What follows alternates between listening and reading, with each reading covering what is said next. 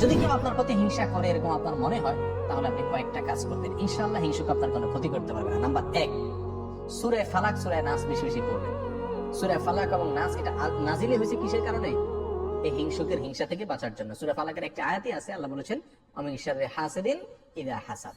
হিংসুক যখন হিংসা করে তখন আমি তার ক্ষতি থেকে আল্লাহর কাছে কি চাই? আশ্রয় চাই। অতএব সূরা ফালাক এবং নাস। আপনার ছেলের প্রতি হিংসা হয়েছে, আপনি একটা জমিন ভালো চাষ হয়েছে, ফসল ভালো হয়েছে, সেটার প্রতি কারোর নজর পড়ছে মনে হয়েছে, এরকম যে কোনো কিছুর প্রতি যদি মনে হয় আপনার নজর পড়ছে, তো আপনি সূরা ফালাক এবং নাস বেশি বেশি পড়েন এবং ফু দেন। ইনশাআল্লাহ বিদিনিল্লাহ কি হয়ে যাবে? হিংসার যে ক্ষতি এটা দূর হয়ে যাবে। এটা একটা অন্যতম প্রধান উপায়।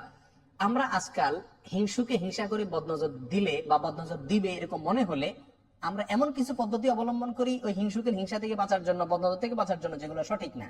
যেমন বাচ্চাকে বদনজর থেকে বাঁচানোর জন্য কপালে কালো টিপ দেয়, দেখছেন?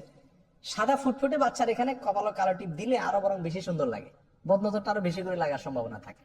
বিধায় বদনজর থেকে বাঁচার জন্য কালো টিপ দিলে এটা কুসংস্কার, এটা ভুল পদ্ধতি, এটা ঠিক হবে না, এটা শিরকে আসগার হবে।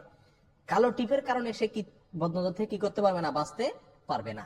তবে হ্যাঁ, সৌন্দর্যের জন্য যদি ভিন্ন কথা। অনেকে দেখবেন খেতে খামারে ভালো ফসল টসল হলে সেখানে দেখবেন মাটির হাড়ের পিছনে কালি লাগায় ঝুলাই দেয়, যাতে বদনজর না লাগে। মানুষ মনে করে যে ওই হাড়ির দিকে তাকা